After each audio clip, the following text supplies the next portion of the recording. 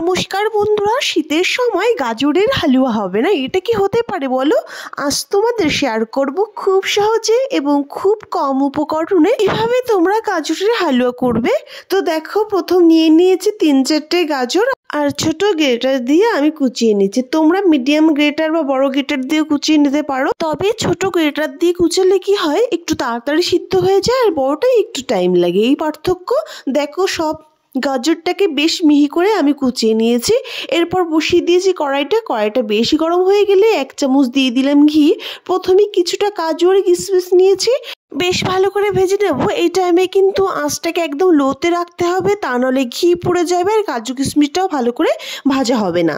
তো বেশ লাল লাল করে ভেজে আমি তুলে নিয়েছি। সেই কড়াইতেই দিয়ে দিলাম আরও 1 চামচ ঘি। এবার দিয়ে দিয়েছি 3টে এলাচ, একটু চিড়ে দিতে হবে এলাচটাকে। এবার কুচনো গাজরটাকেও দিয়ে দিলাম। গাজরটা একটু হালকা ভেজে নেব।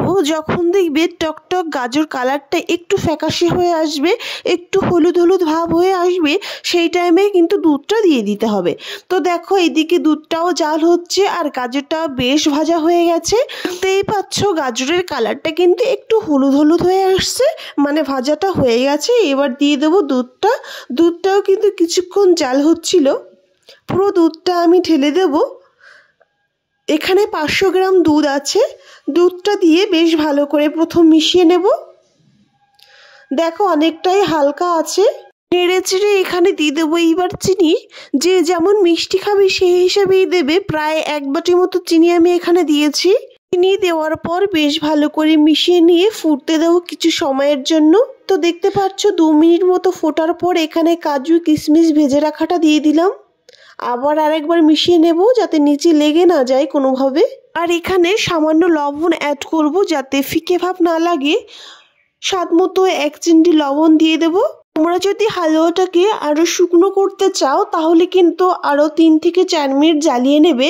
আমি 2 থেকে 3 মিনিট মতো জ্বালিয়ে নিয়েছি, যাতে একদম শুকনো আমি করিনি। দেখতে পাচ্ছ বেশি একটু ঝোল রয়েছে, এটা কিন্তু কিছু সময় পর আরও শুকিয়ে যায়। যেহেতু আমি একটু হালকা ঝোল ঝোল পছন্দ করি, তাই সেই রকমই রেখেছি। তোমরা যদি শুকনো রাখতে চাও আরও 3-4 মিনিট জ্বালিয়ে নেবে, একদম শুকনো হয়ে যাবে। আর লাস্টে যদি তোমরা একটু গুঁড়ো দুধ অ্যাড করতে পারো, টেস্টটা অনেকটা বেড়ে যাবে। বন্ধুরা, রেসিপিটি কেমন হয়েছে অবশ্যই কমেন্ট করে জানিও, আর বাড়িতে অবশ্যই তোমরা ট্রাই করো।